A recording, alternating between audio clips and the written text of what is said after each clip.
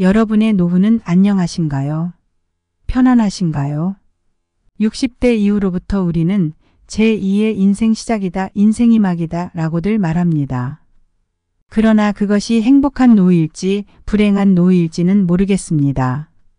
일반적으로 장수하는 것이 하나의 축복이라고 생각하지만 오래 살수록 여러 가지 이유로 인해 점점 고통이 심해진다면 말은 달라질 것입니다.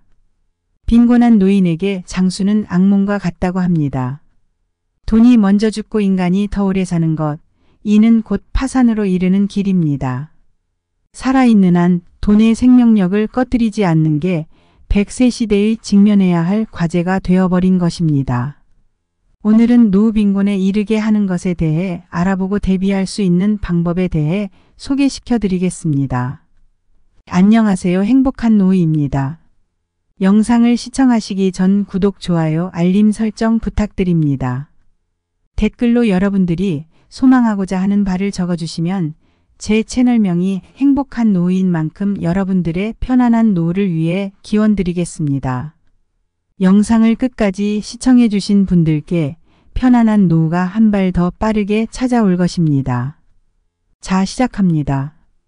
우리나라의 인구를 살펴보면 출산율은 0.7로서 세계에서 가장 낮은 저출산 국가가 되었습니다. 그러나 상대적으로 의학의 발달로 인해 수명은 길어져 노인 인구는 늘어나고 있는데요. 우리나라의 노인 자살률은 세계 최고 수준입니다.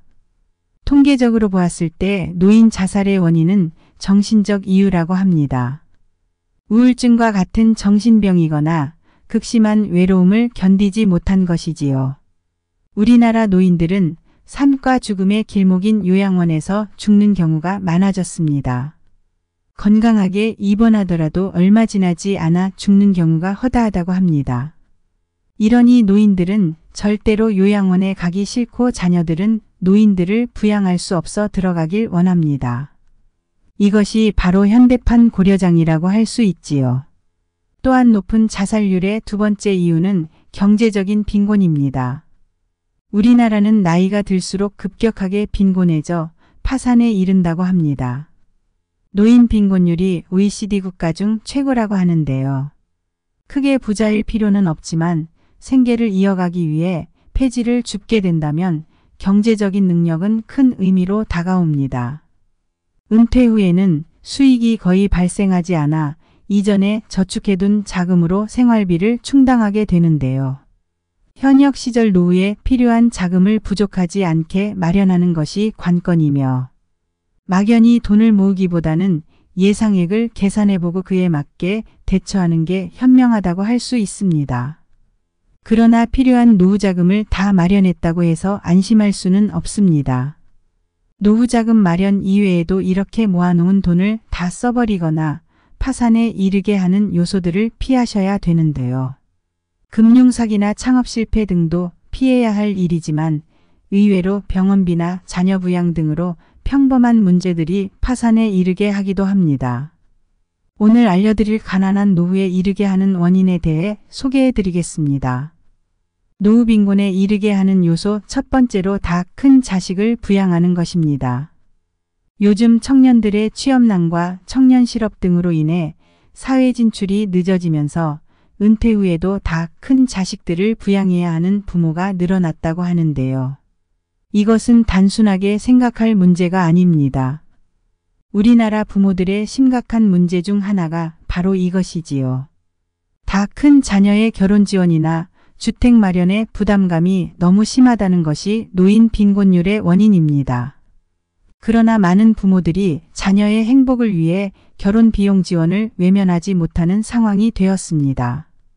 특히 최근 부동산 추세를 고려할 때 부모의 지원 없이 자녀 세대가 주택을 마련하기는 어려운 상황이 되었으며 부모 대부분은 경제적으로 여유롭다면 자녀의 주택을 마련해주고 싶어 합니다. 다만 그때그때 상황에 따라 지원하다 보면 안정된 은퇴 생활에 악영향을 줄 수 있습니다. 이것은 결국 자식에게 다시 노후자금 없는 부모의 부양의 부담감으로 돌아오게 되는 것이지요. 그러니 꼭 은퇴 자산과 분리된 별도 자금으로 자식을 지원하거나 하셔야 합니다. 노후 빈곤에 이르게 하는 두 번째 원인으로는 경제적, 정신적으로 모두 노후 빈곤에 이르게 하는 황혼이혼입니다. 통계청에서 조사한 이혼 건수를 보면 20년 이상 살아온 중장년 부부 중 3쌍 중 1쌍 이상이 이혼한다고 밝혔습니다. 1990년대 이후 전체 이혼 건수 중에 황혼이혼의 비중은 지속적으로 높아지는 추세라고 하는데요. 60대 이상 남녀의 이혼 상담 비율이 10년 전과 비교해 여성은 2.8배, 남성은 3.2배 증가하였으며 배우자와의 갈등 또는 개인의 욕구 실현 등을 위해 황혼이혼을 결정할 수는 있지만 현실적으로 경제적 상황에 대해서는 꼭 따져봐야 합니다. 이는 단순히 당장 오가는 위자료 문제가 아니라 이혼 시 부부가 공유했을 주택이나 노후 생활비 등을 절반으로 나눠 가져야 하는 문제가 발생하기 때문입니다.